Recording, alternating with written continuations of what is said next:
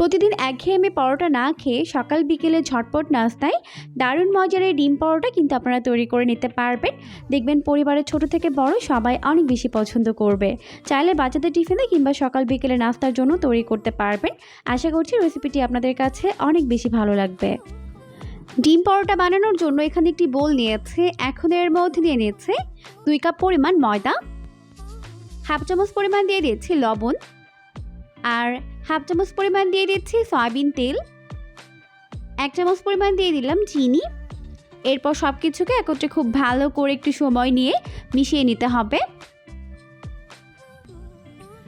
তো ভালো করে মিশিয়ে নেওয়ার পর এখন এর মধ্যে অল্প অল্প করে নর্মাল তাপমাত্রার পানি দিয়ে এটাকে মেখে নিতে হবে। তবে চেষ্টা করবেন পানি একবারে না দিয়ে এইভাবে অল্প অল্প করে দিয়ে মিশিয়ে নিতে, এতে করে ডোটি পারফেক্ট হবে। আর ডোটিকে খুব ভালো করে এইভাবে মেখে নিতে হবে। তো অল্প অল্প করে পানি দিয়ে মেখে আমি এরকম সফট একটি ডো তৈরি করে নিয়েছি, দেখতেই পাচ্ছেন। এখন এই ডোটিকে রেস্টে রেখে দিব প্রায় 10 মিনিটের জন্য। এর মধ্যে ডোটি খুব ভালোভাবে সেট হয়ে যাবে। যাতে উপরটা ড্রাই না হয়ে যায় এই জন্য অল্প একটু সয়াবিন তেল লাগিয়ে দিচ্ছি। এখন ঢেকে রেখে দিচ্ছি 10 মিনিটের জন্য। এখন আমি চলে এসেছি পরবর্তী স্টেপে। তো এখানে একটি বোল নিয়েছি। এরপর এর মধ্যে 2 টেবিল চামচ পরিমাণ নিয়ে নিলাম পেঁয়াজ কুচি, 1 চামচ পরিমাণ নিয়ে নিলাম কাঁচামরিচ কুচি, সামান্য পরিমাণে লবণ দিয়ে এটাকে খুব ভালো করে মিশিয়ে নিলাম। এখন এর মধ্যে 2টা ডিম ভেঙে দিচ্ছে। এরপর ডিমগুলোকে একটি চামচের সাহায্যে খুব ভালো করে মিক্স করে নিচ্ছে। তো ব্যাস হয়ে গেছে। এরপর এটাকে একটু সাইডে রেখে দিচ্ছে। আর এইদিকে 10 মিনিট পর ময়দার ডোটি কিন্তু খুব ভালোভাবে সেট হয়ে গেছে। এখন এই ডোটিকে আমি যে কয়টা পরোটা তৈরি করব সেভাবে ভাগ করে নিয়েছি। আমি এই ডোটিকে এরকম 5টি ভাগে ভাগ করে নিয়েছি। এখন প্রতিটা ডো নিয়ে এভাবে হাতের মধ্যে নিয়ে গোলাকার একটা শেপ দিয়ে নিচ্ছে। দেখতেই পাচ্ছেন উপরের স্কিনটাকে খুব স্মুথ করে নিতে হবে। তো সেমভাবে আমি সবগুলো বল এইভাবেই তৈরি করে নিব। তো সবগুলো বল তৈরি করে নেওয়া হয়ে গেছে। এরপর এটাকে ঢেকে রেখে দিচ্ছি প্রায় 5 মিনিটের জন্য। এই 5 মিনিটের মধ্যে কিন্তু ডোটি খুব ভালোভাবে সেট হয়ে যাবে। আর এটা বেলার সময় কিন্তু ছোট হয়ে যাবে না। 5 মিনিট হয়ে গেছে। এখন ঢাকনিটিকে উঠিয়ে নিচ্ছে। এখন আমি এটাকে বেলে নিব।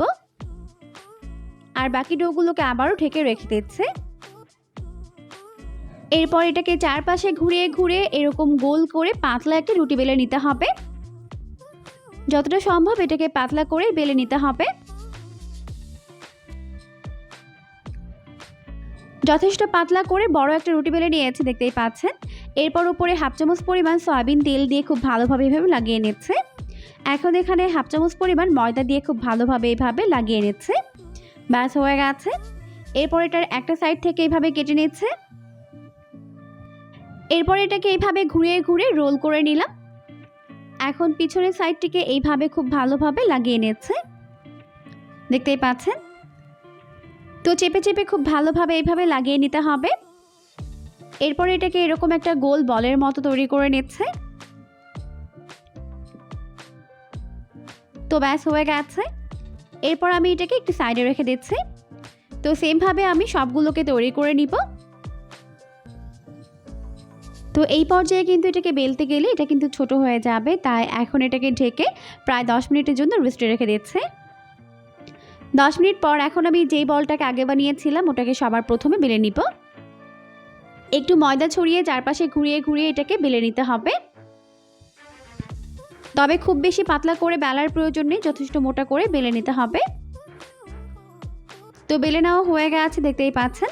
সেমভাবে আমি সবগুলোকেই বেলে নিব।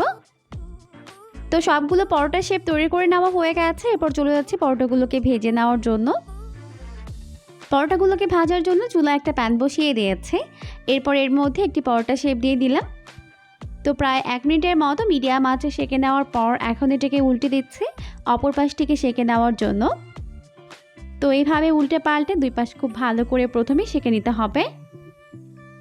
এখন এর মধ্যে প্রায় 1 টেবিল চামচ পরিমাণ সয়াবিন তেল দিয়ে এটাকে উল্টে পাল্টে 2 পাশ খুব ভালো করে ভেজে নিতে হবে। তো ভালো করে ভেজে নেওয়ার পর মাঝখানে এভাবে একটু ছিদ্র করে নিচ্ছে। এখন এর মাঝখানে আগে থেকে ফেটিয়ে নেওয়া ডিমটাকে দিয়ে দিব।